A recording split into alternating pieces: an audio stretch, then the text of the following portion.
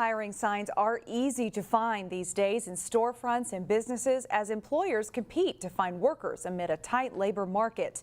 Today we begin a new series of reports looking at the worker shortage. Here's reporter Alexandra Renslow. Minnesota is in uncharted territory. Baby boomers are retiring and leaving the workforce faster than the younger generations can replace them. And it is going to continue for the next 10 years. Right now, 1 out of every 5 Minnesota workers is over the age of 55. And with a low unemployment rate of 3.1%, Minnesota needs to make sure that today's teenagers and young adults are prepared and ready to join the workforce. So if you close that.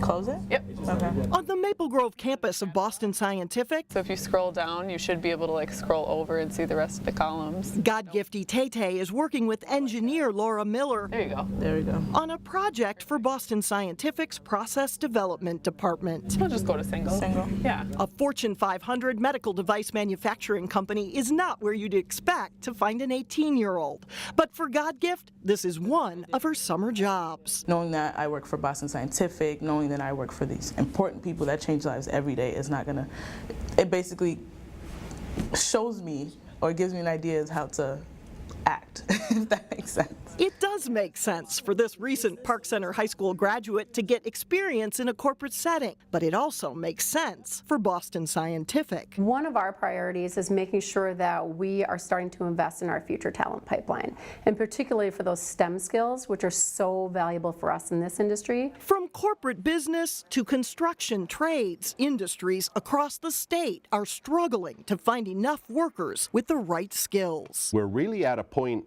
right about now, or over the next 2 years, where we're going to see the peak of that baby boom generation hitting 65, and that's going to continue until the tail end of that baby boom generation hits 65 in about 2029. So we still have 10 or more years to go here in which those demographic trends are going to create this worker shortage. Steve Hine with the Minnesota Department of Employment and Economic Development says an aging workforce combined with a low unemployment rate are fueling the worker shortage. Workers are going to be increasingly hard to find, and we need to take advantage of every worker we have available to us, and that would certainly include looking at our younger workforce. Making sure the younger workforce has the skills employers need is where youth employment training and mentor programs like Brooklynk come into play. We play the bridge between I hope to one day be an engineer and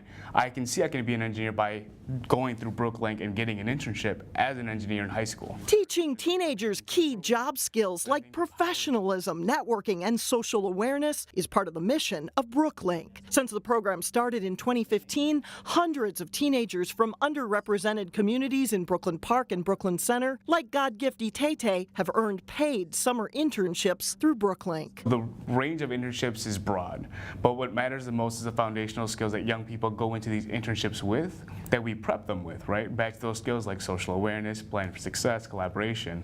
These are essential skills that young people need to go into the workplace, but we also know they're transferable life skills. Yeah, it had. For God-Gift, the paid internship at Boston Scientific is not her first job. She's worked at McDonald's, and this summer, she's working a second job at Target. It's been really impressive to see her work ethic, knowing that she juggles 2 jobs at the same time and puts in a ton of hours, and is really doing quality work for us. It's been so impressive, and I can't thank her enough for all the work she's done this summer. As God-Gift heads to college this fall, a degree in computer science is on her radar, and she already feels a little more prepared. Eventually, it'll, like the experience that I gathered here, I'm able to use it and implement it in my near future. Meantime, supervisors at Boston Scientific intend to stay connected to God-Gift and to that pipeline of young potential employees. We're actually starting to see some examples now where students who were teen Brooklyn interns are returning to Boston Scientific as a college intern. And so our goal is that as they graduate from college, they'll become a full-time employee. Okay, maybe if I did this. Coming up on Wednesday, we will take a look at a new pilot program in the Robbinsdale School District where teenagers are being trained to become certified nursing assistants. It's a hard job to fill, and it's one that's becoming increasingly important with an aging population. Shannon? All right, thank you, Alex.